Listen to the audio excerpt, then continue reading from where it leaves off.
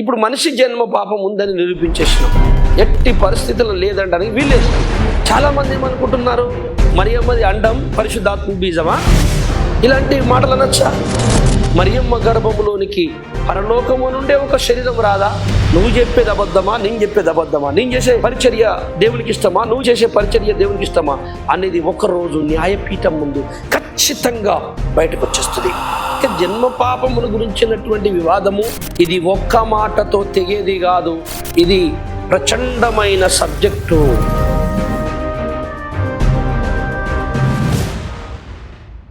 Praise lord. అందరికీ వందనాలు. దేవుని కృప మీ అందరికీ తోడుండును గాక. 6వ ఎపిసోడ్ అయిపోయింది, ఇది 7వది. పోయిన వారం ఏం చెప్పుకున్నాం మనము? మరణాకరమైన పాపము కలదు, మరణాకరము కాని పాపము కలదు అనే విషయం ఏంటో తెలుసుకున్నాం. జన్మ పాపము, పుట్టుకతో వచ్చే పాపం ఏదైతుందో అది నరకానికి తీసుకెళ్ళేది కాదు. ఎందుకంటే అతని ప్రమేయం లేకుండా వస్తుంది కనుక, తల్లిదండ్రుల ద్వారా ఆదాము ద్వారా సంక్రమించింది కనుక ఆ చిన్నప్పుడే పిల్లోడు చనిపోతే అతనికి నరకం అనేది ఉండదు. కానీ పెద్దగా అయిన తర్వాత తప్పకుండా క్రియపాపం చేస్తాడు కనుక అతడికి తప్పకుండా మరి బాప్తిస్మం అవసరమని తెలుసుకున్నాం. రెండోది, పాతాళములో కూడా అవిధేయులైన వారు, జలప్రలయం మరణించిన అవిధేయుల వద్ద కూడా దేవుడు అదే ధర్మమును బట్టి వారిని రక్షించాడని తెలుసుకున్నాం పోయిన వారం. జన్మ పాపం అనేది మన శరీరంలో ఉన్నది. ఆ శరీరం ఉన్నంత వరకు ఈ మరణం ఉన్నది. ఈ మరణము శరీరము ఎందుకు దేవుడు తీస్తలేదు? ఈ రెండు కంటిన్యూ అవుతున్నాయి కనుక వీటి అందు మనల్ని ఉంచే తన స్వరూపమును చెక్కి తన యొద్దకు తీసుకెళ్లాలన్న సంగతి ఈ 6 ఎపిసోడ్లో మొత్తం మనం వివరించుకున్నాం. అదంతా మీరు ఫస్ట్ నుంచి చూడండి. మళ్ళీ కరెక్ట్ లెక్క ప్రకారమే చెప్పాను, ఒకటి తర్వాత ఒకటి అట్లా ఇంటేనే అర్థమవుతుంది. అయితే మనము ఎందుకు సాధన చేయాలి? శరీరములా సాధన చెయ్యాలని ఎక్కడుంది బైబిల్లో అనేది కూడా మీకు ఒక మాట నేను వివరిస్తాను. ఆ తర్వాత నేను ముందుకు తీసుకెళ్తాను. యోహాను సువార్త 1వ అధ్యాయము 12వ వచనాన్ని ఒకసారి చదవమ్మా. తన్ను ఎందరు అంగీకరించిరో వారికందరికీ అనగా తన నామమునందు విశ్వాసం ఉంచిన వారికి దేవుని పిల్లలగుటకు ఆయన అధికారము అనుగ్రహించెను. అధికారము, పిల్లలగుటకు అధికారం దొరుకుతుందట. బాప్తిసం తీసుకుని యేసుప్రభు మీద విశ్వాసం ఉంచి బాప్తిసం తీసుకున్న వానికి పిల్లలు అగుటకు అధికారం దొరికింది, కానీ ఇంకా పిల్లలు కాలే. అందుకే బాప్తిసం తీసుకున్న వాళ్ళు పరలోకం పోరు. బాప్తిసం తీసుకొని ఆ అధికారాన్ని సద్వినియోగం చేసుకొని ఆ సాధన చేసి చివరి వరకు వారికి అప్పచెప్పిన పనులు సక్రమంగా చేసి వాడు క్రీస్తు రూపంలోకి వచ్చినాక పరలోకం దొరుకుద్ది. అందుకే కదా చాలామంది బాప్తిసం తీసుకున్న వాళ్ళు మళ్ళీ పాపములో పడిపోయి సాధన చేయలేక మళ్ళీ నరకం వెళ్ళిపోతారు. అదనమాట. అదే మీకు ఈ 6 ఎపిసోడ్లో అదే చెప్పాను. కావాలంటే అవన్నీ మళ్ళీ వినండి. అందుకే లైసెన్స్ తీసుకున్న తర్వాతనే బండి నడపడానికి అవకాశం ఉన్నది. బాప్తిస్మ ఒక లైసెన్స్. దేనికి లైసెన్స్ అంటే డ్రైవింగ్ చేయడానికి. ఏ డ్రైవింగ్ చేయడానికి? సాధన చేయడానికి. ఏ సాధన చేయడానికి? దేవుని పిల్లలగుటకు. అపోస్తల కార్యము 24వ అధ్యాయము 16వ వచనం ఒకసారి చదవమ్మా. ఈ విధమున నేనును దేవుని ఎడలను మనుషుల ఎడలను ఎల్లప్పుడూ నా మనసాక్షి నిర్దోషమైనదిగా ఉండునట్లు అభ్యాసము చేసుకొనుచున్నాను. అభ్యాసం. ఈ అభ్యాసం అనే పదము భక్త పౌలు గారు దేవుని సేవకుడు వాడాడు. మీరు చూడండి జాగ్రత్త. అభ్యాసం అంటే మీకు తెలుసు, సాధన. ఏం సాధన చేస్తుండట తన భక్తి జీవితం అంతా? దేవునికి మనుషులకు మనసాక్షి దోషము లేకుండా ఉండాలి. దోషం అంటే పాపము లేకుండా ఉండాలి. నా మనస్సాక్షి మంచిది కాదు, అది అన్ని ఇష్టపడుతుంది, ఏదేదో చేద్దామంటది, ఏదేదో పొరపాట్లు పడిపోతుంది. నేను దిద్దుకుంటూ మార్చుకుంటూ క్రీస్తు రూపంలోకి వెళ్ళాలి అంటే సాధన చెయ్యాలి. అది సాధన చేయుటకు మొట్టమొదట లైసెన్స్ కావాలి. ఆ లైసెన్స్ ఏంది అంటే బాప్తిసము, క్రీస్తునందు విశ్వాసము. అలా చేయడం ద్వారా, విశ్వాసం ఉంచడం ద్వారా భక్తునికి ఏం దొరుకుతుంది? పరిశుద్ధాత్మ అనే వరము దొరుకుతుంది. పరిశుద్ధాత్మలోనికి వచ్చి సాధన జరిగిస్తాడు. అప్పుడు దేవుని పిల్లల అగుటకు నీకు అధికారము దొరికింది. ఇక దేవుని పిల్లల అగుటకు అధికారము దొరికింది. ఇక అవ్వాలి కదా, మరి దానికి ఒక టైం పట్టదా? అందుకే మరణం అనేది, శరీరం అనేది ఉంచి ఆ సాధన జరిగిస్తున్నాడు పరమాత్ముడైన దేవుడు. స్నేహితులారా, మనం అక్షయమైన బీజానికి పుట్టాము. క్షయమైన బీజానికి గాక అంటే అక్షయమైన బీజము వాక్యము, దేవుని ఆత్మ. దేవుని ఆత్మకి, దేవుని వాక్యానికి పుట్టినటువంటి వాడు ఎటువంటి వాడట? అదే యోహాను సువార్త మొదటి అధ్యాయము 13వ వచనం చదవమ్మా. వారు దేవుని వలన పుట్టిన వారే గాని రక్తము వలనైనను శరీరేచ్ఛ వలనైనను మానుషేచ్ఛ వలనైనను పుట్టిన వారు కారు. రైట్. శరీరేచ్ఛ వలనైనను మనసేచ్ఛ వలనైనను రక్త మాంసుల వలనైనను పుట్టలేదు అట వాళ్ళు. దేవునికి పుట్టిన వాళ్ళు ఈ మనుషుల రక్త మాంసములతో పుట్టిన వారు కాదు. అంటే దేవునికి పుట్టిన పుట్టుక పాపం లేనిది. అదే మనిషికి పుట్టిన పుట్టుక అయితే రక్త మాంసములకు పుట్టిన పుట్టుక దోషము పాపం కలిగిందని చెప్తుంది లేఖనం. అందుకే పుట్టుకతో జన్మతో పాపము ఉన్నది. మనిషి లోపల ఉన్న పాపము, జన్మ పాపం గురించి ఈ 6 ఎపిసోడ్లు మీరు తెలుసుకున్నారు. ఇకపోతే ఈ జన్మ పాపం గురించి ఇంకేమన్నా ఈ లోకములో ప్రశ్నలు ఇంకా లేస్తే నా దగ్గర చాలా మెటీరియల్ ఉంది. ఇంకా భవిష్యత్తులో ఒకవేళ ఎవరు అడగకపోయినా నేను మరో పద్ధతిలా ఇదే ఛానల్లో మరో పద్ధతిగా నేను షార్ట్ కట్లా అలా ప్రతి వారం కొంత ప్రశ్న సమాధానం, ప్రశ్న నేనేస్తా, సమాధానం ఇలా చెప్పాలని అనుకుంటున్నాను. దేవుని ప్రేరేపణ నా దగ్గర ఉన్నదంతా బయట పెట్టేయాలనుకుంటున్నాను. అది భవిష్యత్తులో.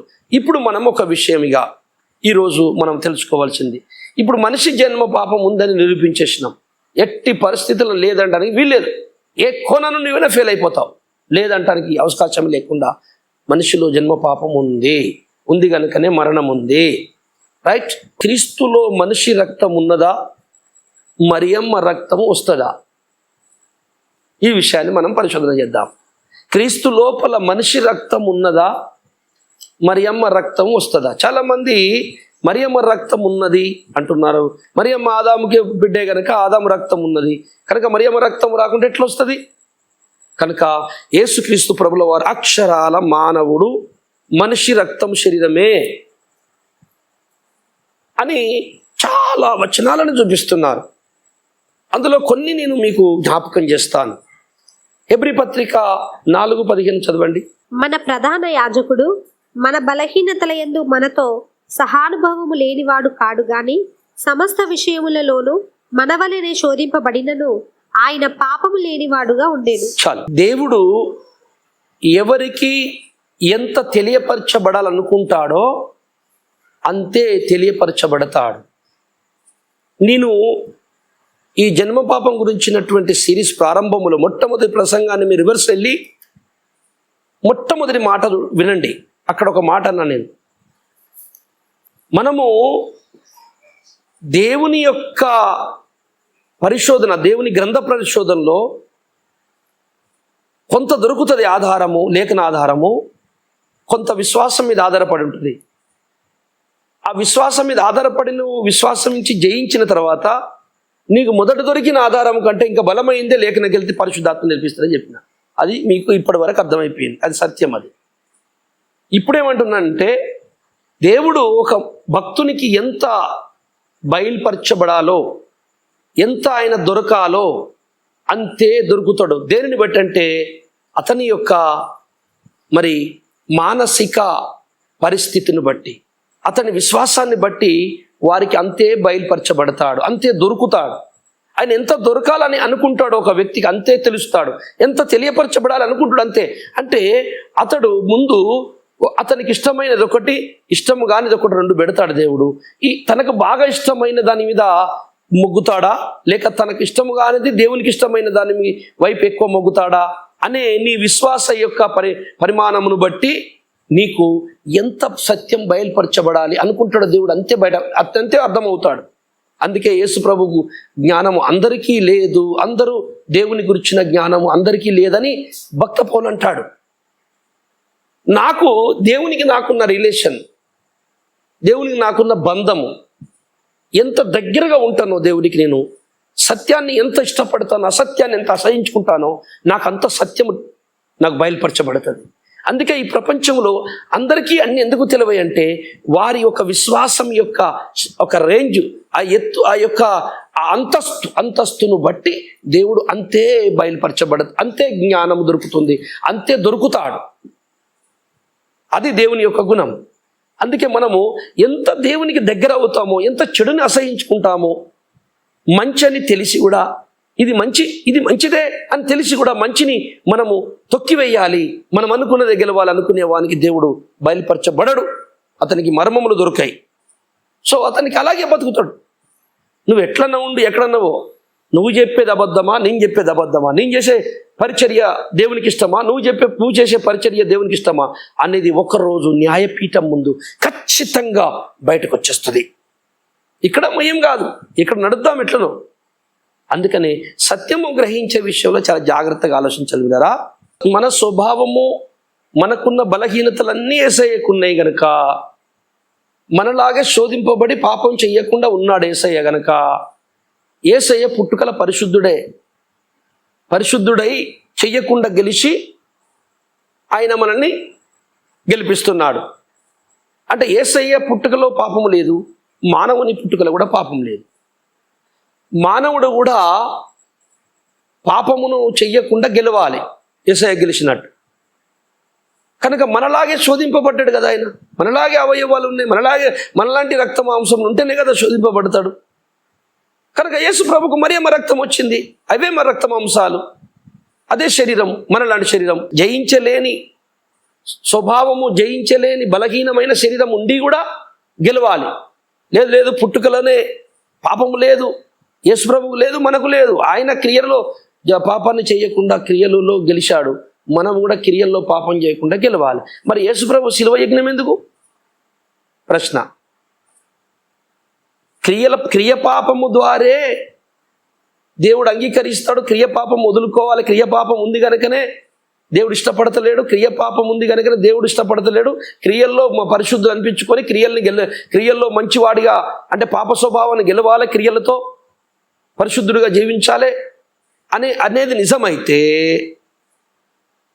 మరి అందరం క్రియల్లో యేసు ప్రభు వచ్చేసి, బాబు మీరందరూ క్రియలు మానుకొని మంచి క్రియలు చేసుకుంటారా, పరలోకం వస్తారని చెప్పేయాలి. రక్తం దేనికి? అది అయితే రక్తము దేనికంటే వాడు చేసుకోవడానికి అవకాశం లేని పాపం ఒకటి ఉన్నది, అదే జన్మ పాపం. జన్మ పాపముని వాడు తీసేసుకోలేడు, ఆ మరణముని వాడు తొలగించుకోలేడు, ఆ మృతతుల్య దేహాన్ని మార్చుకోలేడు. క్రియలు మారిపోతే జన్మంలో దోషం ఉంది, చూశారా? అందుకనే యేసు ప్రభుల వారు క్రియల మీద గెలవటానికి, క్రియల ద్వారా పాపం మీద గెలవటానికి మాత్రమే రాలేదు. ఆయన వచ్చిన పని ఒక్కటి ఏంటంటే, పాపుల కొరకు తన రక్తాన్ని పెట్టాలి. ఆ రక్తము మనుషులది అయి ఉండకూడదు, అందుకొచ్చిండు. అది ప్రధానమైన పని అయినది. దాని ద్వారా క్రియలు అన్ని, పాప క్రియలు అన్ని నాశనం అయిపోతాయి. మనుషులందరూ మారు మనసు పొందుతారు, బతుకుతారు, అవకాశం దొరుకుతుంది.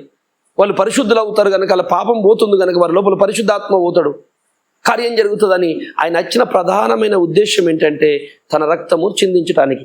రక్తము అక్కడి నుంచి తీసుకురావాలి, ఇక్కడైతే పనికిరాదు. ఆదికాండము 3వ అధ్యాయం 15వ వచనం చదవము ఒకసారి. మరియు నీకును స్త్రీకిని, నీ సంతానమునకును ఆమె సంతానమునకును వైరము కలగజేసేదను. అది నిన్ను తల మీద కొట్టును, నీవు దానిని మడమ మీద కొట్టుదు అని చెప్పాను. రైట్. ఆ నీ సంతానము సర్ప సంతానము స్త్రీ సంతానం అని అక్కడ వాడుతున్నాడు కదా. స్త్రీ సంతానం అంటే స్త్రీకి పుట్టినవాడు, సర్ప సంతానం అంటే ఎవరు? సాతాను సంతానం. అయితే సాతాను తల మీద ఈ స్త్రీకి పుట్టిన సంతానం కొడుతుందట. ఇది అందరికీ తెలుసు. ఈ స్త్రీకి పుట్టిన సంతానము సాతాను తల మీద కొట్టింది ఎవరయ్యా అంటే యేసు ప్రభుల వారు. ఎప్పుడు కొట్టిండు? శిలువ యజ్ఞంతో. శిలువ యజ్ఞంతో ఏం కొట్టిండు?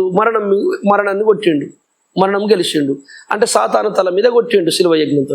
సాతాను తల మరణం అన్నమాట, చూశారా? నేను అనలేదు, మరణము యొక్క బలము గల్లవాడు.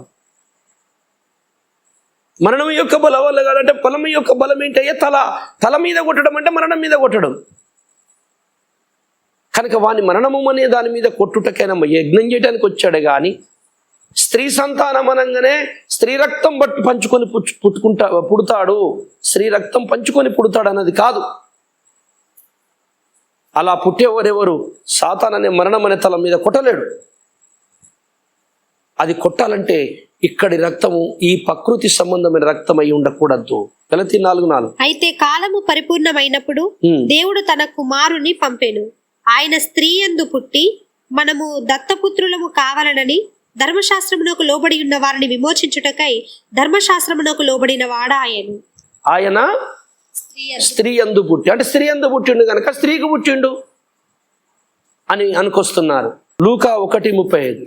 పరిశుద్ధాత్మ నీ మీదికి వచ్చును, సర్వోన్నతుని శక్తి నిన్ను కమ్ముకొనును కనుక పుట్టబోవు శిశువు పరిశుద్ధుడై దేవుని కుమారుడనబడును. స్త్రీ గర్భము అంటే పరిశుద్ధాత్మ మరియమ్మను ఆవరించడం ద్వారా, కమ్ముకోవడం ద్వారా ఆమె గర్భవతి అయింది కనుక స్త్రీకి పుట్టాడు పరిశుద్ధాత్మ సహాయంతో. వీళ్ళ అర్థం ఏంటి?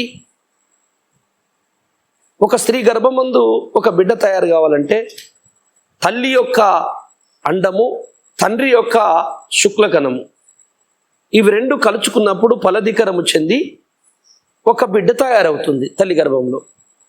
మరి మరియమ్మ అండములో పరిశుద్ధాత్మ బీజం వచ్చిందని వీళ్ళు చెప్పుకుంటున్నారు. ఇలా అబద్ధము చెప్పుకునే వారందరికీ పతనం తయారైపోతుంది. ఇప్పుడు ఇక త్వరలో అన్నీ తెలిసిపోతాయి, బయటకు వచ్చేస్తాయి. ఎప్పుడు దేవుడారా మనం మన శక్తికి మించిన మాటలు మాట్లాడకూడదు. దేవుడు మరియమ్మ గర్భాన్ని వాడుకున్నాడా లేకపోతే అండాన్ని వాడుకున్నాడా? హెబ్రీ 2:14 చదవమ్మా. కాబట్టి ఆ పిల్లలు రక్త మాంసములు గలవారైనందున ఆ ప్రకారమే మరణము యొక్క బలము గలవానిని అనగా అపవాదిని మరణము ద్వారా నశింపజేయుటకును జీవిత కాలమంతా మరణ భయము చేత దాస్యమునకు లోబడిన వారిని విడిపించుటకును ఆయన కూడా రక్త మాంసములలో పాలివాడాయను. రైట్. అంటే ఏంటి? ఈయన కూడా నరుడే. తన పిల్లలు రక్త మాంసం, ఏ రక్త మాంసం కలిగి మరణిస్తున్నారు అదే రక్త మాంసంలోకి వచ్చాడండి. యేసు ప్రభు కూడా మనుషుల రక్త మాంసం ఉన్నది, ఆత్మ మాత్రం పరిశుద్ధం. కానీ గెలిచాడు, మనం కూడా గెలవాలి. జన్మలో పాపం లేదు అంటే అప్పుడు యేసు రక్తం ఎందుకు? క్రియలు మార్చుకుంటే సరిపోతుంది. రోమా 9:5. పితరులు వీరివారు, శరీరమును బట్టి క్రీస్తు వీరిలో పుట్టెను. ఈయన సర్వాధికారి అయిన దేవుడై ఉండి నిరంతరము స్తోత్రార్హుడై ఉన్నాడు. శరీరమును బట్టి వీరిలో పుట్టాడు గనుక శరీర ప్రకారంగా క్రీస్తు కూడా ఆ పితరుల దేహమే క్రీస్తుది కూడా, అంటే మనుషుల రక్త మాంసములే అనేది కూడా వాడుకుంటున్నారు. రోమా 1:7 చదవమ్మా. దేవుడు తన కుమారుడును మన ప్రభువునైన యేసుక్రీస్తు విషయమైన ఆ సువార్తను పరిశుద్ధ లేఖనముల యందు తన ప్రవక్తల ద్వారా ముందు వాగ్దానము చేసెను. యేసుక్రీస్తు శరీరమును బట్టి దావీదు సంతానముగాను మృతులలో నుండి పునరుద్ధారుడైనందున పరిశుద్ధమైన ఆత్మను బట్టి దేవుని కుమారుడుగాను ప్రభావముతో నిరూపింపబడెను. అందుకని ఆయన తన చేసిన మంచి కార్యాలను బట్టి, పాపాన్ని జయించిన దాన్ని బట్టి, ఇతడు మృతుల నుండి లేపబడిన దానిని బట్టి ఈయన గొప్పవాడు, పరిశుద్ధుడని నిరూపింపబడ్డాడట. అంటే యేసు ప్రభుల వారు మరణించి తిరిగి లేకపోతే నీ నీతిమంతుడు కాదా అంటే? కాదు సార్, ఆ శరీరం రక్తం మొత్తం మళ్ళీ మనుషులేదే కదా. అంటే జన్మ పాపము లేదు మానవుల్లో నిరూపించుతామని యేసు ప్రభుని కూడా పాపం చేద్దాం, లేకపోతే రక్త మాంసం మనిషి అందాం, లేకపోతే రెండు పరిశుద్ధం అందాం, లేకపోతే మళ్ళా కన్యక పుట్టినని ఉన్నది కదనే, మరి అప్పుడు ఇప్పుడు అని ప్రవచనాలు ఉన్నాయి కదని మనం అన్నాం అనుకో, ఇది ఎట్లా తప్పించుకున్నట్టు లేదని. సరే, యోసేపు కలవలేదు కానీ ఆయన కన్యక పుట్టాడు కానీ మరియమ్మ రక్తం అయితే వచ్చింది కదా అంటారు. మళ్ళీ ఈ రోమా 9:7 ఒకసారి చదువమ్మా. అబ్రహాము సంతానమైనంత మాత్రము చేత అందరూ పిల్లలు కారు గాని ఇస్సాకు వలనైనది నీ సంతానము అనబడును. రైట్. పితరులు వారి శరీరమును బట్టి క్రీస్తు వారిలో పుట్టిన చదువుకున్నాం అది ఎంత ముందు. వారి శరీరాన్ని పంచుకొని పుట్టాడని వీళ్ళు అంటున్నారు. ఇక్కడ ఏమంటున్నాడు? అబ్రహాము సంతానమైనంత మాత్రాన దేవుని పిల్లల? మీరు అబ్రహాము సంతానం అని విర్రవీగుతున్నారా? దేవుడు ఈ రాళ్ల వలన దేవుని అబ్రహాముకు సంతానాన్ని పుట్టించగలడు దేవుడు అన్నాడా లేదా? బాప్తిస్మం ఇచ్చే యోహాను. కనుక అబ్రహాము సంతానం అని అంటే ఇప్పుడు క్రీస్తు వారి శరీరమును పంచుకొని పుట్టాడన్నంత మాత్రాన ఇదే రక్త మాంసం ఎందుకు అనుకుంటాం? అబ్రహాము సంతానమైనంత మాత్రాన దేవుని పిల్లలు కారు అన్నట్టే అబ్రహాము శరీరమును బట్టి, అబ్రహాము పితరుల వారి శరీరం బట్టి క్రీస్తు వీరిలో పుట్టాడన్నంత మాత్రాన క్రీస్తు శరీర సంబంధి కాదు, వారి శరీరం పంచుకొని పుట్టినట్టు కాదు. హెబ్రీ 2:16 ఆయన ఎంత మాత్రమును దేవదూతల స్వభావమును ధరించుకొనక అబ్రహాము సంతాన స్వభావమును ధరించుకొని ఉన్నాడు. అది అబ్రహాము స్వభావం ధరించుకున్నాడంటే మనుషుల స్వభావం అండి క్రీస్తుది. ఆయన జయించాడు, మనం కూడా జయించాలి. జన్మలో పాపం ఎక్కడిది? అబ్రహాము స్వభావము, అబ్రహాము సంతానము, శరీరమును బట్టి పుట్టెను అనే మాటలన్నీ పట్టుకొని ఏం చేస్తున్నారంటే యేసు ప్రభు కూడా మానవుని రక్త మాంసములు పంచుకొని పుట్టాడు. ఎలా పుడతాడు? లేకపోతే దేవుడరా, మనం ఒక మాట దేవుని గురించి మనము అర్థము చేసుకునే మెదస్సు మన వల్ల కాదు. పరిశుద్ధాత్మని అడగండి, ఆయన మీకు తోడుండి చెప్తాడు. ఎవరితోని కాదు. నీ చదువుడు, నీ డిగ్రీలన్నీ మట్టి పాలైపోతాయి ఈ లోకంలో. దేవుని ఆత్మ ఎవరు పొందుంటాడో వానికి మాత్రమే విశ్వరహస్యాలు తెలిసిపోతాయి. అందుకే ఇది భవిష్యత్తులో అటువంటి వారు లేస్తారు. అప్పుడు అందరూ చూస్తారు. ఒకసారి శారా విషయంలో మనం ఆలోచించినట్లయితే మరియమ్మ గర్భములో మనిషి యొక్క సహాయము లేకుండా దేవుడు తన ఒక కుమారుని పంపించలేడా? చెయ్యలేడా? ఆలోచించుదాం ఒకసారి. శారా గర్భము దేవుడు తెరిచాడు. ఆమె ముసలమ్మ తల్లి, ఆమె స్త్రీ ధర్మము నిలిచిపోయింది. అంటే అండము లేదు, స్త్రీ అండము రిలీజ్ కాదు, పిల్లలు పుట్టరు, ఎట్టి పరిస్థితుల్లో గ్యారంటీ లేదు. కానీ దేవుడు ఏం చేశాడు? ఆ దేహానికి అండం పుట్టేటట్టు చేశాడు, ఒక వాగ్దానాన్ని నెరవేర్చడానికి. కనుక మృతతుల్యమైనటువంటి శారమ్మ దేహములోని అండము పుట్టేటట్టు చేసి ఆ తన బిడ్డని కనేటట్టు, అంటే ఆయన అనుకున్న కుమారుడు పుట్టేటట్టు దేవుడు చేయగలిగాడు మృతతుల్యమైన శరీరంలో. మరి మరియమ్మ గర్భములో మరియమ్మ పురుషుని సహాయము లేకుండా, మరియమ్మ యొక్క సహాయం అండమే సహాయము లేకుండా ఒక కొత్త అండముని, ఒక కొత్త శుక్లకణముని పరలోకంలోనే తయారు చేసి మరియమ్మ గర్భము పంపలేడా? ఈ రాళ్ల వలన అబ్రహాముకు పిల్లలు పుడతారన్నాడు కదా. రాళ్ళతో ఎట్లా పుడతాడు? దేవుడు తలుచుకుంటే గాడిదలు కుక్కలతో మాట్లాడిచ్చాడు. దేవునితో సాధ్యమే. మరియమ్మ గర్భములోనికి పరలోకము నుండే ఒక శరీరం రాదా? ఈ మనసు, ఈ ఆధారత మనకెందుకు లేదు? మట్టి నుండి మనిషిని చేసిన దేవుడు పరలోకము నుండి ఇంకొక మనిషిని చేసి పంపలేడా? అసలు దేవుణ్ణి ప్రశ్నిస్తున్న నువ్వెవరు? నువ్వు నిలబడ్డ ఈ భూమి ఎక్కడిది? అసలు ఈ సకల పదార్థము ఎవరి లోపల నుంచి వచ్చింది? ఏ పదార్థము నుండి వచ్చింది? ఆ పదార్థము ఎవరి లోపల ఉన్నది? ప్రశ్నిస్తున్న నువ్వెవరు? అసలు ఇదంతా బ్రహ్మాండం ఎక్కడిది? జీవం అంటే ఏంది? జీవం యొక్క అంతస్తులేంటి? ఆత్మలంటే ఏంటి? ఆత్మల యొక్క అంతస్తులేంటి? సృష్టిలో ఆత్మలు ఎట్లున్నాయి? పదార్థములో ఆత్మలు ఎట్లున్నాయి? పదార్థములో మట్టిలో జీవం ఎట్లున్నది? ఒక జీవరాశిలో జీవము ఏ లెవెల్కి చెందింది? మనిషి లోపల జీవం ఏ లెవెల్కి చెందింది? మనిషి లోపల ఆత్మ ఏ లెవెల్కి చెందింది? ఈ సృష్టి లోపల ఒక ఆత్మ అది ఏ లెవెల్కి చెందింది? అసలు ఇంతకీ దేవుడు ఎటువంటి వాడు? ఆయన దేనికి కారకుడు? ఆయన ఎలా ఉంటాడు? ఆ ఆత్మ ఎంత గొప్పది? అందులో నుంచి ఈ యొక్క ముక్కలు ఎలా వచ్చినాయి? రౌతులు ఇవి ఎందుకు వచ్చినాయి? దేనికోసం వచ్చినాయి? ఎక్కడికి వెళ్తాయి? ఎప్పుడు రూపం మార్చుకుంటాయి? ఇవన్నీ నేర్చుకోవా నువ్వు? ఇవన్నీ నేర్చుకోకపోతే దేవుడు అర్థం కాడు. దేవుడు అర్థం కావాలని అనుకోవాలి. ఆయన అర్థం కావాలి, నీకు అర్థం కావాలి అనుకున్నప్పుడు ఆయన ఎంత అర్థం కావాలని అనుకున్నాడో నీకు అంతే అర్థమవుతాడు. నీ విశ్వాస అంతస్తును బట్టి నీకు అంతే అర్థమవుతాడు. నా విశ్వాస అంతస్తు వేరు కనుక నాకు ప్రతి ఆ పదార్థములోను, ప్రతి విషయంలోను దైవశక్తిని చూస్తాను. ఈ సృష్టింపబడ్డ వస్తువుని చూడటం ద్వారా దైవ యొక్క శక్తి అర్థమవుతుంది అని బైబిల్లో ఉంది. దేవుని శక్తి తెలుసుకోవాలని ఇదంతా ఉంది. దీన్ని దేవుడు అనుమని దేవుడు చెప్పలేదు, దేవుడే అదని చెప్పలేదు. కనుక దేవుడు తలుచుకుంటే ఏదన్నా చేయొచ్చు. మరియమ్మ శరీరములోనికి క్రీస్తు యొక్క శరీరము ప్రవేశపెట్టాడు అని నమ్మటానికి ఇప్పుడు చూసినట్లయితే చాలామంది ఒక పురుషుని శుక్రకణము స్త్రీ అండాన్ని తీసుకొని కలిపి ఒక బిడ్డని కనుటకు కిరాయి గర్భాలు తీసుకొని డాక్టర్లు ఆమె గర్భములోనికి ఈ కలిపినటువంటి బీజాన్ని పంపినప్పుడు ఆమె బిడ్డను కానీ వీళ్ళకి ఇస్తుంది.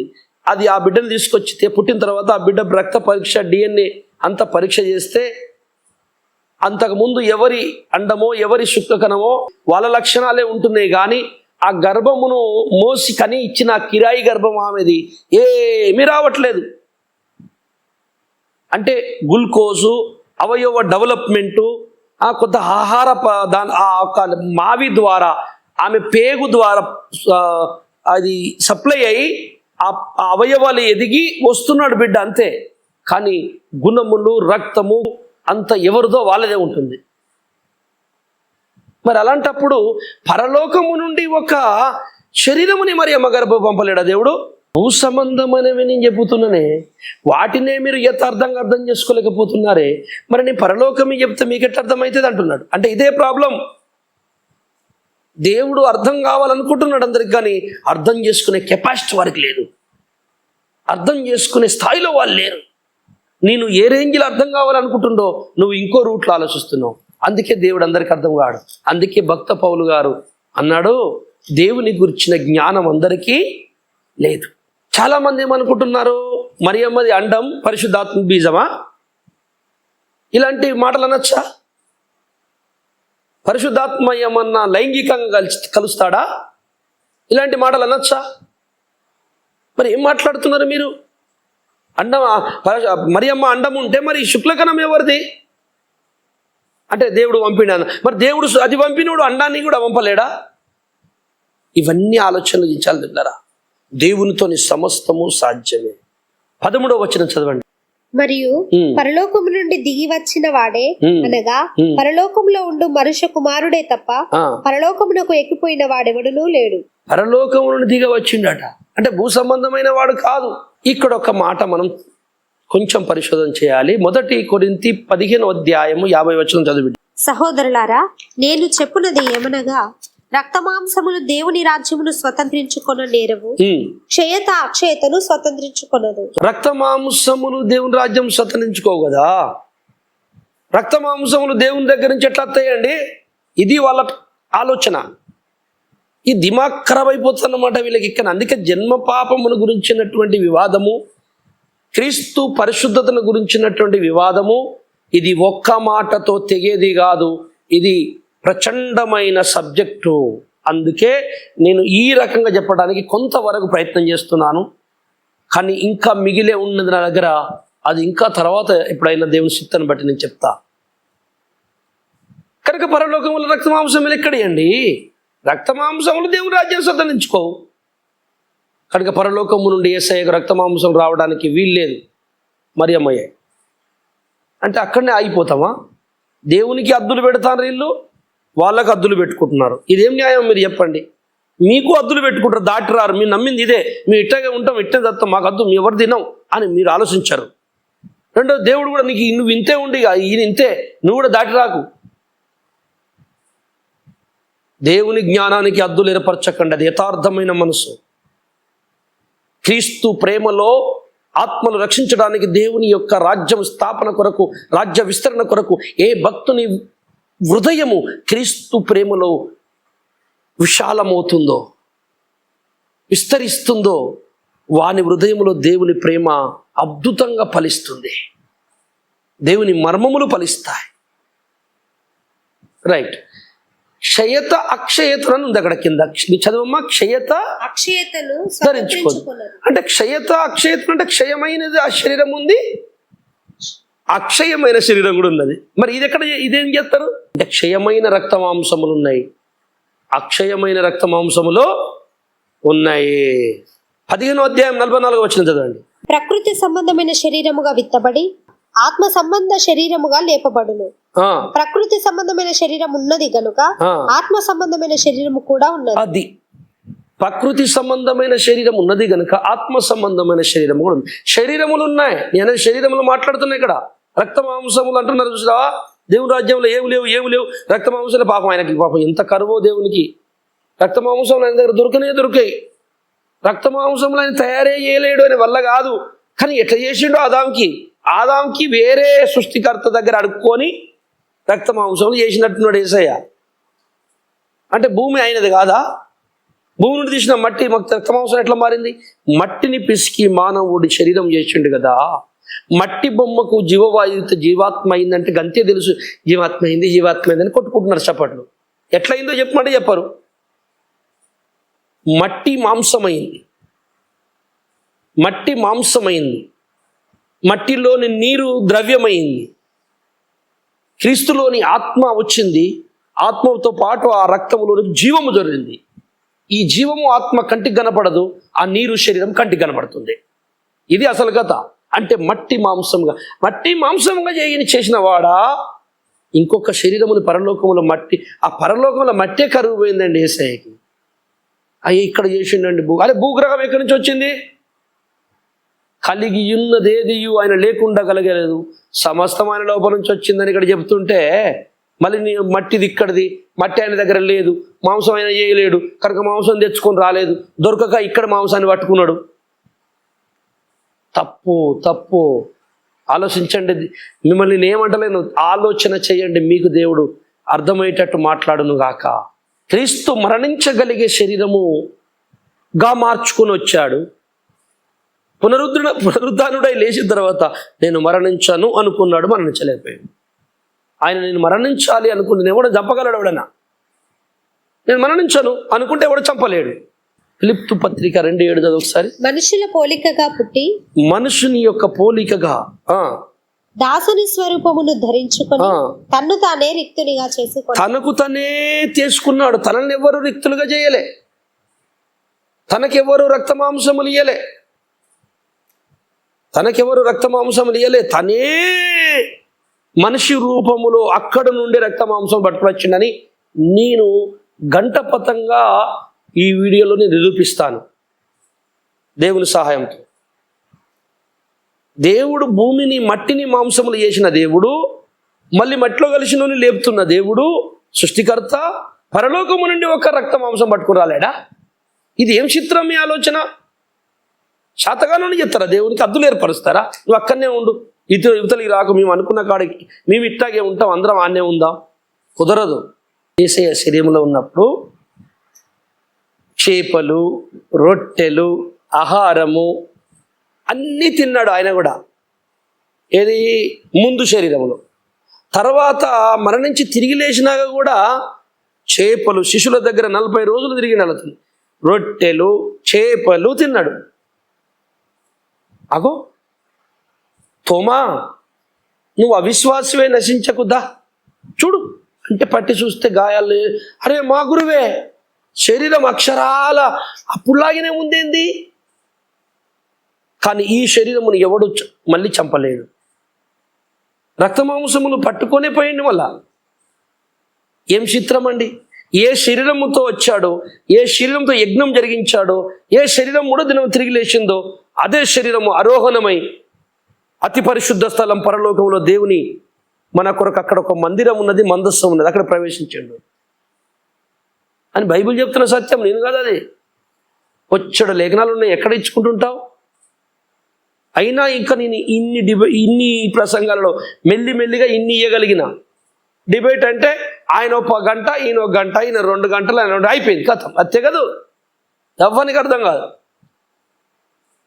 ఇది మనుషులు గెలవడానికి కాదు, మనుషులు బతకాలి, నేర్చుకోవాలి, సత్యం బయటికి రావాలి. పాపము ఎరుగని ఆయనను మీకు తెలుసు, 2 కొరింథీ 5:21 ఉంటుంది. ఎందుకనగా మనం ఆయన యందు దేవుని నీతి అగునట్లు పాపమెరుగని ఆయనను మన కోసము పాపముగా చేశాడు. రైట్, మీరు అన్నారు కదా, అందరు అంటున్నారు కదా వాళ్ళు, ఏమండి ఆయన జన్మ పాపము లేదు, యేసుప్రభులో కూడా పరిశుద్ధుడే, ఆయన క్రియ రూపంలో పాపము చేయలేదు, పరిశుద్ధుడుగా జీవించాడు, సాతాను పాపములు పడేద్దామని ప్రయత్నిస్తే కూడా గెలిచాడు, అందుకే ఆయన పరిశుద్ధుడు అంటున్నారు కదా. అయితే ఇక్కడ ఏమనాలి? ఆయన పాపము చేయలేదు గనక పరిశుద్ధుడు అనాలి. పాపము ఎరుగని ఆయనను అని ఎందుకన్నా ఎరుగననింది అంటే పాపము లేని ఆయనను పాపముగా చేశాను, పాపము చెయ్యని ఆయనను పాపముగా చేశాను అని ఉండాలి అక్కడ రాసి. ఎందుకు మీరు క్రియ గురించే మాట్లాడుతున్నారు కదా, క్రియల్లో పరిశుద్ధుడు, పాపము ఏమి చెయ్యలేదు, పాపము చెయ్యని ఆయన మీద పాపము మోపేను తండ్రి అనాలి. పాపముగా చేశాను కాదు, పాపము ఎరుగని అనగా పాపమే లేనటువంటి లోపల పాపము లేకుండా పుట్టినవాడు పరిశుద్ధుడి మీద మనుషులందరి పాపములు మోపి అందరి పాపాల కొరకు ఆయన బలి పశువై మరణించాడు. ఇప్పుడు ఇయ్యాల బాప్తిసం తీసుకున్నానికి ఎవరన్నా అతని పాపములు 2000 సంవత్సరాల క్రితము శిలువ మీద ఏలాడబడ్డ యేసు మీదకి వెళ్ళిపోతాయి. అంటే అప్పుడు కదా ఇప్పుడు లేదు కదా శిలువ అంటారా? లేదు, అక్కడ ఉంది, ఇప్పటికి కారుతూనే ఉంది రక్తం. అంటే లేఖనాల ఆధారాలు ఉన్నాయి, అరే బొచ్చడున్నాయి. యేసయ్య రక్తము ఇయ్యాల రక్షింపబడుతున్న వాని కొరకు కూడా సిద్ధంగా ఉంది. మీరు నన్ను తెలుసుకొని రక్షింపబడి నా రక్తము శరీరం త్రాగి నా బిడ్డలుగా ఉండి మీరు మరలా పాపం చేస్తే ఆయన గాయములో ఏలు పెట్టినట్టే గాయాలు ఉన్నాయా లేవా? ఇంకా గాయాలున్నాయి, గాయాలు ఉండాలి. ఎందుకంటే ఇంకా చాలామంది రక్షణలో రావాల్సినది. అందుకే తోమా నా గాయాలు చూడు అంటే గాయాలతోనే వేయండు అయ్యా. రక్త మాంసము లేవంటారు ఏందయ్యా? శాత కదా దేవుని తీసుకొచ్చుకుంటేందుకు. గలతీ 3:7 చదవండి. కాబట్టి విశ్వాస సంబంధులే అబ్రహాము కుమారులని మీరు తెలుసుకొనుడి. పితరులను బట్టి వారి వీరి శరీరం బట్టి పుట్టెను, ఆయన వారి కుమారుడనబడెను, ఆయన మనుష్య కుమారుడనబడెను అనే మాటలన్నీ ఇక్కడ కొట్టేయచ్చు. మనుషులలాగా పుట్టినందుకు మనుషుల పేరు పెట్టుకున్న వాళ్ళ గోత్ర పేరు వారి ఇంటి పేరు పెట్టుకున్నంత మాత్రాన వాళ్ళ కుమారుడు కాదు. అబ్రహాము కుమారులు ఎవరట? విశ్వాస సంబంధులు.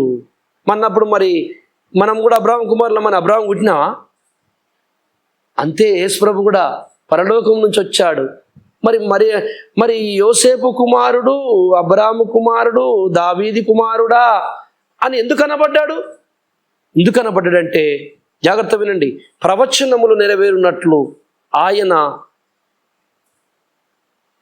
బిలాము చెప్తాడండి సంఖ్యాకాండంలో, యాకోబులో నుండి నక్షత్రము ఉదయించును, యెషయి మొద్దు నుండి సిగురు పుట్టును అంటే దావీదు వాళ్ళ తండ్రి పేరు యెషయి.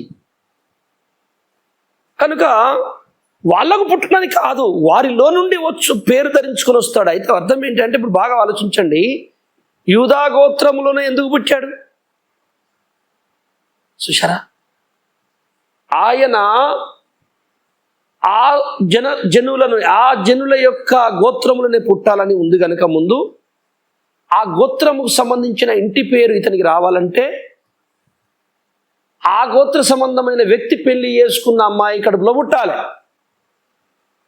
మరియమ్మలో ఎందుకు పుట్టాడంటే మరియమ్మ ఎవరికి ఎంగేజ్మెంట్ చేయబడి ఉండాలి? యూదుడైనటువంటి దావీదు కుమారుడైనటువంటి యోసేపు మరియమ్మకు ప్రదానము జరిగేదాకా ఆయన కన్యకను ఎంచుకోలేదు. ఎంతోమంది కన్యకలు ఉన్నారు భూమి మీద, లేరా? ఆమె ఒక్కతే కన్యకనా? అలా కాదు, ఆయన ఏ లైన్లో రావాలనుకున్నాడో అట్లే. ఎందుకంటే ఏ వ్యక్తి అయినా సరే బాగా వినండి, కొడుకులు వారి పిల్లలని స్కూల్ వేస్తే వారి తండ్రి ఇంటి పేరే వస్తుంది కానీ తల్లి ఇంటి పేరు రాయరు. నువ్వు ఎవడి కొడుకురా అంటే పలాని కొడుకుని సార్. మీ నాన్న పేరేంది? సన్ ఆఫ్ పలాని. మదర్ ఆఫ్ ఎక్కడ? చూసారా? అలాగే యేసయ్యను ఎవరి కుమారుడు? దావీదు కుమారుని అనాలంటే దావీదు కుమారునికి సంబంధించిన ఆయన ఎంగేజ్మెంట్ చేసుకోవాలి, కానీ కలవద్దు. చూసారా? అందుకే వారిని బట్టి ఆయన పుట్టెను అంటే అర్థం ఏంటంటే వారి పేరు, వారి ఇంటి పేరును కలిగి ఉండుటకు అలా పుట్టెను, కానీ రక్తమాంసమును పంచుకొని పుట్టినది కాదు. 3:16 చదువు, గలతీ 3:16. అబ్రహామునకును అతని సంతానమునకును వాగ్దానములో చేయబడెను. ఆయన అనేకులను గూర్చి అన్నట్టు సంతానములకును అని చెప్పక ఒకని గూర్చి అన్నట్టే నీ సంతానమునకును అనేను. చాలు, సంతానములు అనలే. చూసారా? ఒకవేళ అబ్రహాము సంతానం యేసుప్రభు అయితే ఎన్నో సంతానాలు ఉన్నాయి ఆయనకి. ఆయన ప్రత్యేకంగా మాట్లాడుతున్నాడు, అబ్రహాముకు ఒక్కటే ఒక సంతానం అవుతాడట. అబ్రహాముకు ఒక్కలే కొడుకులు ఉన్నారా? అబ్రహాం సంతానం, అబ్రహాం పేరు మీద ఈ భూమి మీద ఎంతమంది ఉన్నారు? లక్షల మంది పుట్టింది ఇప్పుడు. మరి ఆయన ఒక్కరి గురించి మాట్లాడు. ఆ ఒక్కరెవరు? ఆయన పేరుని ధరించుకుని వచ్చినటువంటి అబ్రహాము కుమారుడు అని అనిపించుకోవడానికి, ఆయన ఇంటి పేరుని ధరించుకుంటానికి ఆయన ఆ అబ్రహాముకు పుట్టినటువంటి కుమారుడైన ఆ 12 గోత్రములో యూదా గోత్రములో ఉన్నటువంటి యోసేపు మరియమ్మను ఎప్పుడైతే ఎంగేజ్మెంట్ అనగా ప్రధానం చేసుకున్నాడో అప్పటికే దేవదూత వచ్చేసి నాయన గజాలు ఇక్కడికి నువ్వు ఆగు, ఈమె గర్భవతి అయింది, నువ్వేం బాధపడకని చెప్పి మాట్లాడాడు. పరిశుద్ధాత్మ దేవుడు ఏం చేశాడంటే ఏ జలముల మీద అల్లాడితే ఈ లోకం బయటికి తీసుకొచ్చిండో అదే పరిశుద్ధాత్మ దేవుడు ఆ పరలోకము నుండి తీసుకొచ్చిన శరీరాన్ని మరియమ్మ గర్భమునికి ప్రవేశపెట్టాడు.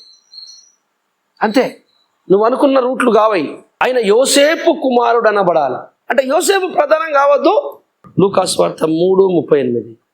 కేయినాను ఏనోషుకు, ఏనోషు షేతుకు, షేతు ఆదాముకు, ఆదాము దేవునికి కుమారుడు. ఆదాము దేవుని కుమారుడు. దేవుడెవరు? దేవుడు యేసుప్రభు. సృష్టికర్త ఎవరు? యేసుప్రభు. మట్టిని పిసికి బొమ్మను చేసి మనిషిని చేసింది ఎవరు? యేసుప్రభు. మరి ఆదాము ఎవరి కొడుకు? యేసుప్రభు కొడుకు. ఆదామే యేసుప్రభు కొడుకు అయినప్పుడు యేసుప్రభు వీళ్ళ కొడుకు ఎట్లయితాడు?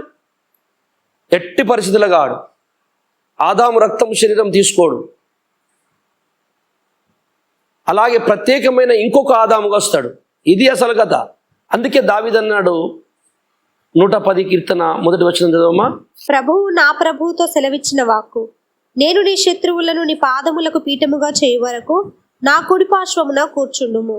ప్రభువు నా ప్రభుతో చెప్పినట్టున్నాడు దావీదు. అంటే ఈయనకు ఒక ప్రభు ఉన్నాడట దర్శనంలో, ఇంకొక ప్రభు ఆయనతో చెప్తున్నాడట, నాయన నువ్వు నా కుడి పార్శ్వంలో కూర్చో, నీ శత్రువులను నీ పాదపీఠం. అంటే ఆయన ఎవరు? యేసు ప్రభు. ఆయన వెళ్ళి కుడి పార్శ్వంలో కూర్చుంది యేసు ప్రభు. రేపు రాబోతుంది యేసు ప్రభు. ఈ యేసు ప్రభు ఈయనకి ఏమవుతాడట? ప్రభు అవుతాడట, దేవుడు అవుతాడట. ఈయనకు ప్రభు అయినప్పుడు, సృష్టికర్త అయినప్పుడు దావీదు మరి ఆయనకు తండ్రి ఎట్లయితాడని ప్రభు యేసు ప్రభు అడుగుతాడు వచ్చి ఒకసారి. మత్తయి సువార్త 22:42 అంటున్నమాట. క్రీస్తును గురించి మీకేమి తోచుచున్నది, ఆయన ఎవరి కుమారుడని అడిగాను. అది క్రీస్తు అడుగుతున్నాడు. క్రీస్తుని గురించి మీకేమి తోచుచున్నది, మీరు ఎవరి కుమారుడు అని. వారు ఆయన దావీదు కుమారుడని చెప్పింది. అందుకైనా అలాగైతే నేను నీ శత్రువులను నీ పాదముల క్రింద ఉంచు వరకు నీవు నా కుడి పార్శ్వమున కూర్చుండుమని ప్రభువు నా ప్రభుతో చెప్పెను అని దావీదు ఆయనను ప్రభు అని ఆత్మ వలన ఎలాగూ చెప్పుచున్నాడు. సరే, మీరే అంటున్నారు కదా క్రీస్తు దావీదు కుమారుడని. మరి అట్లయితే మరి దావీదు ఏమంటున్నాడంటే క్రీస్తుని ఏమంటున్నాడంటే నా ప్రభు అన్నాడట. ఇట్లా ఎట్లా అన్నాడో చెప్పు నేను అంటున్నాడు. అంటే అర్థం ఏంటంటే ఒట్టి పేరుని ధరించుకుంటే వస్తాడు కానీ వాళ్ళ రక్త మాంసములు పట్టుకొని వచ్చేవాడు కాదు. ఇది కూడా అర్థం కదా. ఎందుకు ఈ గొడవలు, డిబేట్లు? ఒకవేళ ఆయన నేను దావీదు కుమారుడైతే క్రీస్తు, మళ్ళీ ఆయనని ప్రభు అని ఎందుకు అన్నాడయా అని అంటున్నమాట. మరియమ్మని అంటాడు, అమ్మా కానా విందులో ఆ వివాహానికి వెళ్ళినప్పుడు ఆ ద్రాక్షరసం అయినప్పుడు ఆమెని నీకెందుకు నా గురించి అంటాడనమాట. అంటే నువ్వు నాకు చెప్తే అయినటువంటి కాదు, నువ్వు తల్లివి, కన్నవు, నీ డ్యూటీ అయిపోయింది, పక్కవో నేను చేసే పనులు వేరే ఉన్నాయి. అక్కడ ఉన్నటువంటి వాడొచ్చే నా దగ్గర వేడుకోవాలి. తల్లి మాట, తండ్రి మాట ఇంటే రేపొద్దున తల్లిదండ్రుల విగ్రహాలు కట్టి గుళ్ళు కట్టుకుంటారు. నేను తప్ప ఏ దేవుడు లేదని చెప్తున్నాడు ఆయన.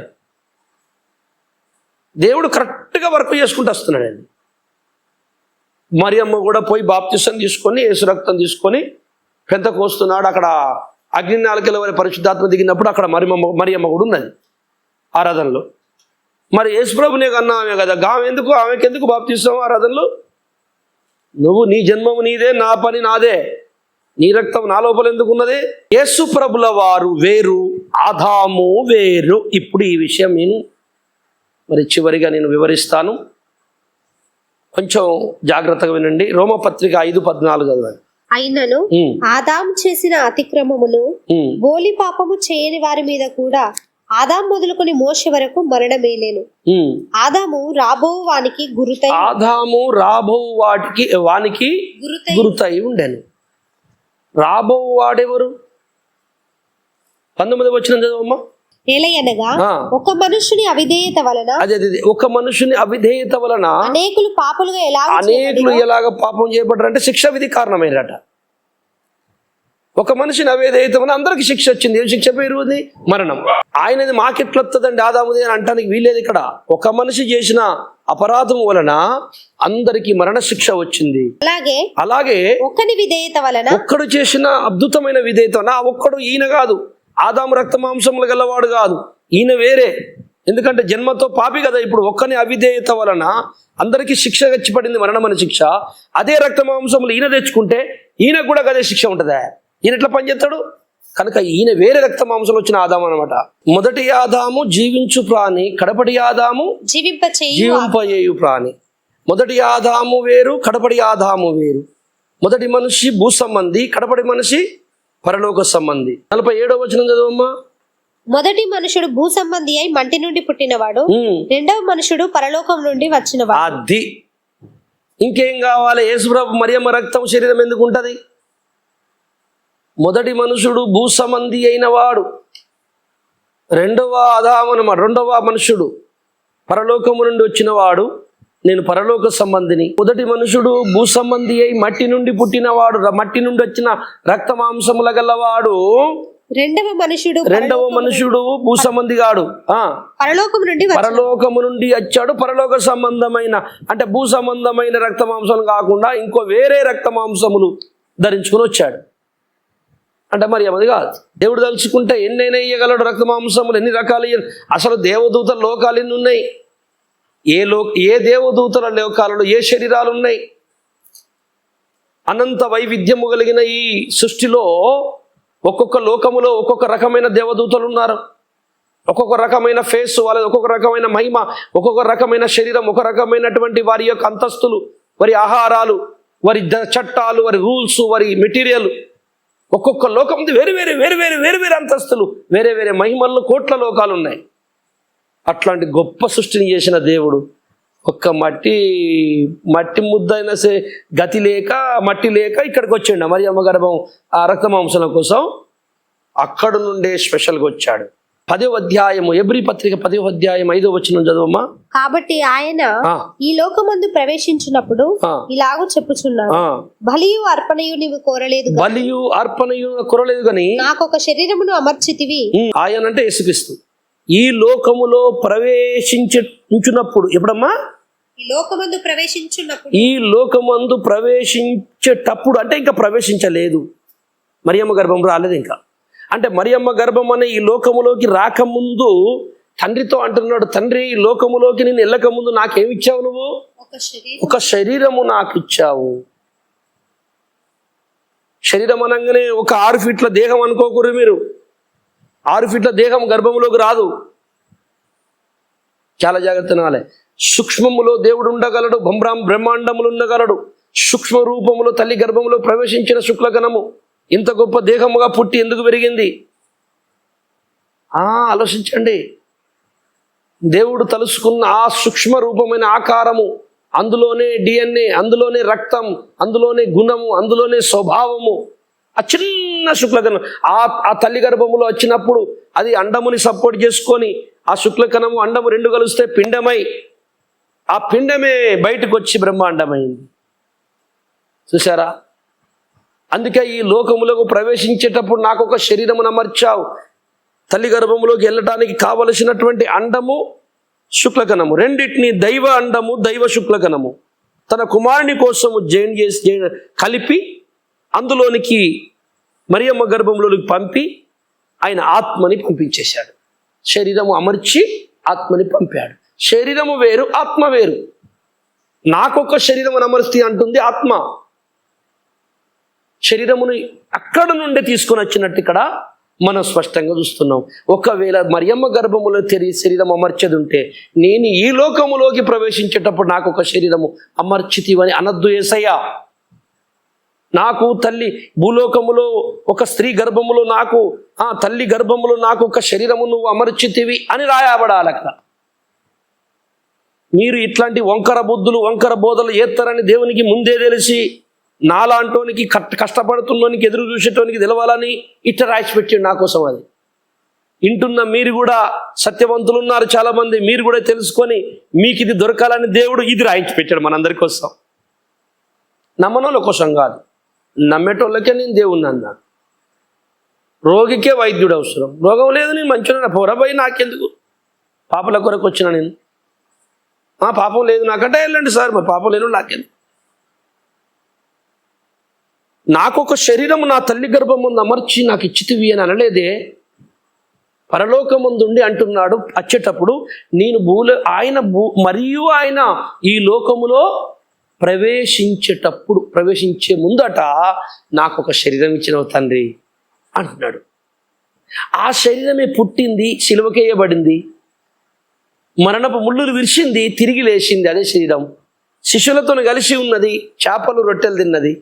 మళ్ళీ అదే శరీరంతో పోయిండు, మళ్ళీ అదే శరీరంతో రాబోతుంది. మనము కూడా ఇలాగే ఈ శరీరముతో జయించి, పరిశుద్ధాత్మ సహాయముతో అన్ని జయించి, యేసుప్రభులాగా రూపంలోకి వచ్చి మరణించి మట్టిలో కలిసిన ఒక బతికున్న ఆ టైంలో ఆయనకి ఏ శరీరం ఉండేనో అదే మనకు ఉంటుంది. అందుకే మనం ఆయనను చూసినప్పుడు ఆయన వలె ఉందుము అని బైబిల్లో ఉంది. యోహాను సువార్త 6:32.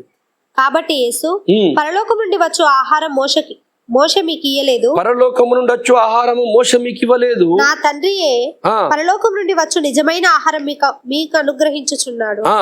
పరలోకం నుండి దిగి వచ్చి లోకమునకు జీవమునిచ్చున్నది దేవుడు అనుగ్రహించు ఆహారమై ఉన్నదని మీతో నిశ్చయముగా చెప్పుచున్నాను. పరలోకము నుండి వచ్చిన ఆహారమే మీకు జీవం అనుగ్రహిస్తుందని నిశ్చయముగా చెప్పుచున్నాను. అంటే ఇతడు శరీరమే మనకు ఆహారం అన్నాడు కదా, నేనే ఆహారమును అన్నప్పుడు మరి యేసు శరీరం రక్తం ఎక్కడట? పరలోకము నుండి దిగి వచ్చినాయి. మళ్ళీ నువ్వు మరియమ్మ గర్భంలో తయారైంది అయితే పరలోకము నుండి దిగి వచ్చిన అనద్దు. భూలోకములో ఒక కన్య గర్భములో ఏర్పరిచిన ఆహారమే మీకు జీవం.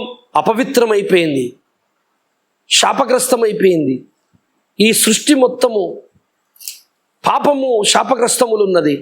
దాన్ని విడిపించాలని ఈ సృష్టి సంబంధము కానీ రక్తమాంసములు ఒకటి కావాలని దేవుడు అక్కడి నుంచి పంపిస్తే, ఆ పంపించినోడిని మళ్ళీ ఇందులోనే కలిపేద్దామని నువ్వు మరియమ్మ గర్భంలో రక్తం అంటున్నావు. నో, ఎన్నటికీ కాదు. నువ్వెంత చేద్దామన్నా కాదు. సత్యమేవా జయతే, సత్యమే జయిస్తుంది చివరికి. ఇది నిజం, సత్యం. నేను దాన్నే నమ్మిన నా చిన్నతనం నుండి. సత్యమే జయిస్తున్నాను. ఎంతమంది నన్ను ఎన్ని మాటలన్నా నేను సత్యమే పట్టుకొని ఉంటా. కానీ సత్యం వినడం నన్ను నష్టపోయేది. సత్యము జయిస్తున్న సత్యమే కానీ గెలిచిందల్లా సత్యము కాదు. చివరికి గెలిచేది సత్యమే. 5:26 వచనం చదువు. తండ్రి ఎలాగూ తనంతట తానే జీవము గలవాడై ఉన్నాడో అలాగే కుమారుడును తనంతట తానే జీవము గలవాడై ఉండుటకు కుమారునికి అధికారం అనుగ్రహించాడు. తండ్రి ఎలాగైతే తనకు తనే జీవము కలిగి ఎలాగున్నాడో, కుమారుడైన నేను కూడా నాకు నేనే జీవము కలిగి ఉన్నా. అంటే నేను జీవము కలిగి ఉండటానికి నాకు ఎవరి ఆధారము లేదు. మీరు జీవము కలిగి ఉండటానికి దేవుడు ఆధారమై ఉన్నాడు.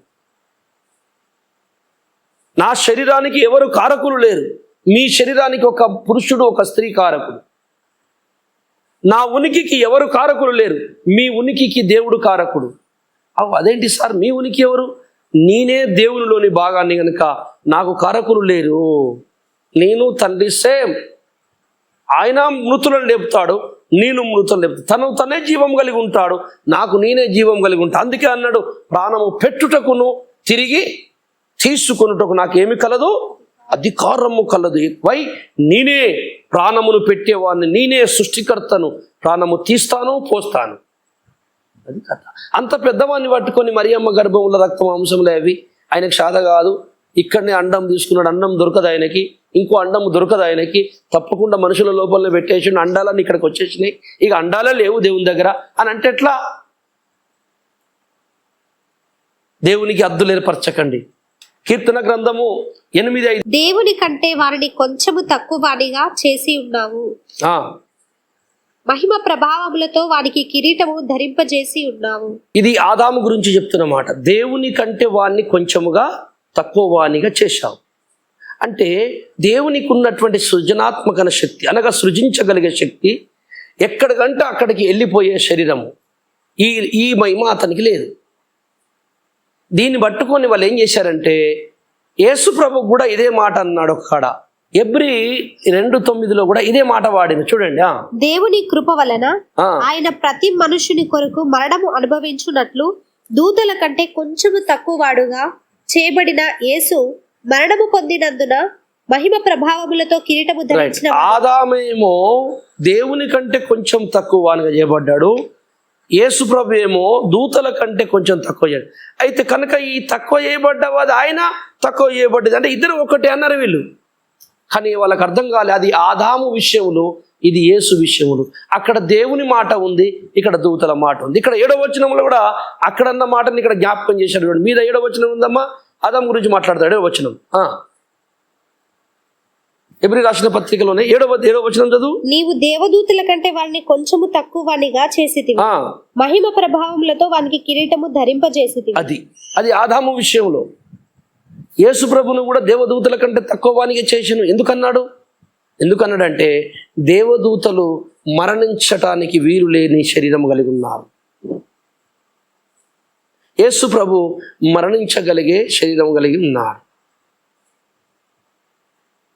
ఆ శరీరంలో అతను ఉన్నందుకు దేవదూతల కంటే కొంచెం తక్కువ ఉన్నాడని చెప్తుంది. ఆదాము దేవుని కంటే కొంచెం తక్కువ. ఆదాముకు దేవునికి ఉన్న సృజనాత్మక శక్తి ఎక్కడికంటే అక్కడికి వెళ్ళిపోయే శరీరం అతనికి లేదు. కానీ ప్రభు తలుచుకుంటే మరణించగలడు, తిరిగి లేవగలడు, ఎక్కడికన్నా వెళ్ళగలడు. ఒక్కటే తక్కువ ఉంది ఆయనకి, ఏంటంటే మనిషి రూపంలో భూమి మీద ఉన్నప్పుడు దేవదూతలకు మరణము లేనట్టు శరీరం ఉంది, అతడు మరణిస్తా అనుకున్న శరీరం ఉంది. అది పరలోకం నుంచి వచ్చింది. 1 యోహాను 4:2 చదవమ్మా. యేసుక్రీస్తు శరీరధారి అయి వచ్చనని ఏ ఆత్మ ఒప్పుకొనునో అది దేవుని సంబంధమైనది. కథం. పరలోకము నుండి యేసయ్య శరీరము దాల్చుకొని వచ్చాడు మరియమ్మ గర్భములో. కానీ ఎవడు ఒప్పుకుంటాడో చూసారా, యేసు ప్రభు ఆత్మరూపిగా మరియమ్మ గర్భములోకి వచ్చి శరీరము దాల్చుకునేను అని ఎవడు ఒప్పుకుంటాడో అని లేదు, అక్కడ లేదు. భూమికి సంబంధమే లేదు ఆ మాటకి. భూలోకములో ఆయన తీసుకొని వాడుకునే పదార్థముతో సంబంధం లేకుండా మాట్లాడుతుంది మాట. యేసుక్రీస్తు ఆయన పరలోకము నుండి శరీరధారి అయి ఎబ్రీ రాసిన పత్రిక చదువుకున్నావు కదా, నేను ఈ లోకములో ప్రవేశించే ముందు నాకు ఒక శరీరముని అమర్చితివి. అలాగా అమర్చబడిన శరీరముతో ఈ లోకములకు వచ్చాడని ఎవరు నమ్ముతారో అని అంటున్నాడు. ఏ ఆత్మ నమ్ముతుందో, ఈ ఆత్మలు ఏమంటున్నాడు, ఆయన మరియమ్మ గర్భంలో శరీరం పై అక్కడ నుంచి అసలు పరలోకంలో రక్త మాంసములు ఎక్కడి అసలు అక్కడ కరువండి, అక్కడ షార్టేజు, రక్త మాంసములు షార్టేజ్ పరలోకంలో అసలు లేవు. ఆయన లేవని రాయలేదండి. తలకాయ ఎక్కడ పోయింది మనకి? రక్త మాంసములు, భూ సంబంధమైన రక్త మాంసములు, పాప సంబంధమైన ఈ రక్త మాంసములు, శాపగ్రస్తమైన ఈ రక్త మాంసములు ఆ పరలోకమును స్వతంత్రించుకోవు. ఆ తర్వాత మహిమగా మారిన రక్తము మాంసము పరలోకానికి వెళ్తుంది. ఇక చూసారా, అట్లా ఎందుకు అనుకోరు? అట్లా అనుకో బుద్ధి కాదండి. ఎప్పుడు మేము ఇట్లా అనుకుంటాం, అట్లా అనుకుంటే మోసపోతాం. ఫిలిప్తు రాసిన పత్రిక 2:8 ఒకసారి చదవమ్మా, ముగించేద్దాం. మరియు ఆయన ఆకారమందు మనుషుడుగా కనబడి మరణము పొందునంత, అనగా సిలువ మరణము పొందునంతగా విధేయత చూపిన వాడై తన్ను తాను తగ్గించుకొనెను. రైట్. సిలువకి వేయబడడానికి ఎంత ఆకారం అవసరమో ఆ ఆకారము దాల్చుకోవాలంటే మానవ శరీరం కావాలి. మానవ శరీరం మానవులదై ఉండకూడదు. మానవుల దగ్గర నుంచి ఆ పదార్థం తీసుకోవద్దు, పరలోకము నుంచి తీసుకుని వచ్చాడు. అందుకే ఆయన ఈ లోకంలో ప్రవేశించినప్పుడు ఒక శరీరం దాల్చుకున్నాడు. ఆయన శరీరధారి అయి వచ్చాడని నమ్మిన వాడే నిజమైన దేవుని బిడ్డ. ఎబ్రీ 9:23 చదవండి. పరలోకమందున్న వాటిని పోలిన వస్తువులు ఇట్టి బలుల వలన శుద్ధి చేయబడవలసి ఉండెను గాని పరలోక సంబంధమైనవి వీటి కంటే శ్రేష్టమైన బలుల వలన శుద్ధి చేయబడవలసి ఉండెను. రైట్. పరలోక సంబంధమైన ఒక మందిరం ఉన్నది, అక్కడికి ప్రవేశించాలి కనుక అక్కడ శ్రేష్టమైన రక్తము కావాలి. ఈ భూ సంబంధమైన రక్తం వద్దు అంటున్నాడు ఆయన. భూ సంబంధమైన రక్తమే యేసు ప్రభు తీసుకుంటే మరి బలికి ఎందుకు ఉపయోగపడుతుంది? అందుకే ఆయన అక్కడి నుంచి తెచ్చిన రక్తంతో వచ్చి చిందించి ఆ రక్తాన్ని పట్టుకొని ప్రవేశించాడు అక్కడికి. ఇది ఈ పత్రిక ఈ వచనం చెప్తున్న మనకు సర్వసత్యం. యోహాను సువార్త 7:14 చదవమ్మా. సగము పండుగ అయినప్పుడు యేసు దేవాలయంలోనికి వెళ్ళి బోధించుచుండెను. యూదులు అందుకు ఆశ్చర్యపడి చదువుకొనని ఇతనికి ఈ పాండిత్యం ఎట్లు వచ్చనని చెప్పుకొనిరి. చదువు రాని ఇతనికి ఈ పాండిత్యం ఎట్లు వచ్చనని అనుకుంటున్నారట. యేసు ప్రభుల వారు చదువే లేదట, కానీ అద్భుతమైనటువంటి జ్ఞానం బోధిస్తున్నాడట. అంటే ఈయన పుట్టుకతోనే మేధావి. లూకా సువార్త 2:45 చదవమ్మా. ఆయన 12 ఏండ్ల వాడై ఉన్నప్పుడు రైట్. ఆయన 12 సంవత్సరాల వయసు ఉన్నప్పుడు ఆ పండుగ ఆచరించుటకై ఉమ్, వాడుక చొప్పున వారు యెరూషలేమునకు వెళ్ళిరి. ఉమ్, ఆ దినములు తీరిన తరువాత ఉమ్, వారు తిరిగి వెళ్ళుచుండగా ఉమ్, బాలుడైన యేసు యెరూషలేములో నిలిచెను. ఉమ్, ఆయన తల్లిదండ్రులు ఆ సంగతి ఎరుగక ఆయన సమూహములో ఉన్నాడని తలంచి ఒక దిన ప్రయాణము సాగిపోయి తన బంధువులలోను నెలవైన వారిలోను ఆయనను వెదకుచుండిరి. ఆయన కనబడనందున ఆయనను వెదకుచు యెరూషలేమునకు తిరిగి వచ్చిరి. 3 దినములైన తర్వాత ఆయన దేవాలయంలో బోధకుల మధ్య కూర్చుండి వారి మాటలను ఆలకించుచు వారిని ప్రశ్నలు అడుగుచూ ఉండగా చూచిరి. ఆయన మాటలను విన్న వారందరూ ఆయన ప్రజ్ఞకును ప్రత్యుత్తరములకును విస్మయం పొందిరి. చాలు. యేసు ప్రభుల వారు 12 సంవత్సరాల చిన్న పిల్లోడు మహా తలపండిపైన ధర్మశాస్త్రోపదేశకులు జ్ఞానులతో తర్కము మాట్లాడుతున్నాడు. అరే, ఈ పొలగానికి ఇంత జ్ఞానం ఎక్కడదండి? చదువు లేదు, ఏమి లేదు అంటే ఈయన ఎవరో తెలుసా? ఈ భూమి మీద సంబంధించిన వ్యక్తి కాదు, పరలోకము నుండే వచ్చాడు. ఆయన లోపల భయము కానీ అజ్ఞానము కానీ కలిగినటువంటి రక్తము లేనే లేదు. టోటల్ పరలోకం నుంచి వచ్చిన వ్యక్తి. రక్తమాంసములు అక్కడియే, ఆత్మ అక్కడిదే. టోటల్ పరిశుద్ధుడు. ఈ భూ సంబంధమైన కాదు, భూ సంబంధమైన శరీరం ఉన్నది, ప్రకృతి సంబంధమైన శరీరం ఉన్నది, పరలోక సంబంధమైన శరీరం ఉన్నది. అందుకని దేవులారా, ఈ లోకములో ప్రవేశించినప్పుడు ఆయన ఒక శరీరమును నాకు ఇస్తివి తండ్రి అని అన్నాడు. ప్రవేశించక ముందే, లోకములోకి ప్రవేశించక ముందే అన్నాడు అన్నమాట. మొదటి మనుషుడు భూ సంబంధి, రెండవ మనుషుడు పరలోక సంబంధి. మనము భూ సంబంధి అయిన ఆదాము శరీరము దాల్చుకొని పాపులుగా పుట్టాము. పరలోక సంబంధమైన యేసుని ధరించుకొని మహిమ శరీరంతో లేపబడదాం. ఈ భూ సంబంధమైన ఈ శరీర రక్త మాంసములు పరలోకం పోవు. యేసు ప్రభు తీసుకొచ్చిన రక్త మాంసములు మనం తింటున్నామే, అదే మనకు సంప్రాప్తమై ఆ మహిమగా మారి మనం పరలోకం వెళ్తాం. కనుక భూ సంబంధమైన వాటితో దేవుడు ఏది జయించడు. దాని ఆ అవసరత ఆయనకు అవసరం లేదు. పరలోక సంబంధమైన దగ్గర పరలోకములో చాలా రక్తాలు, చాలా మాంసము, చాలా మహిమలు చాలా ఉన్నాయి, లెక్కలేనని ఉన్నాయి. ఎందుకంటే ఈ అన్ని చేసిన దగ్గర తక్కువ ఉన్నదని అనకూడదు. ఏమండి, తయారవుతున్న కంపెనీలోనే వస్తువులు తక్కువైనట్టయితుంది. కంపెనీలోనే వస్తువులు తయారవుతున్నాయి కదా, ఇక్కడ ఏం కరువు? అలాగే దేవుని దగ్గర అన్ని తయారైతాయి కదా, సర్వలోకాలు, శరీరాలు, ఆత్మలు.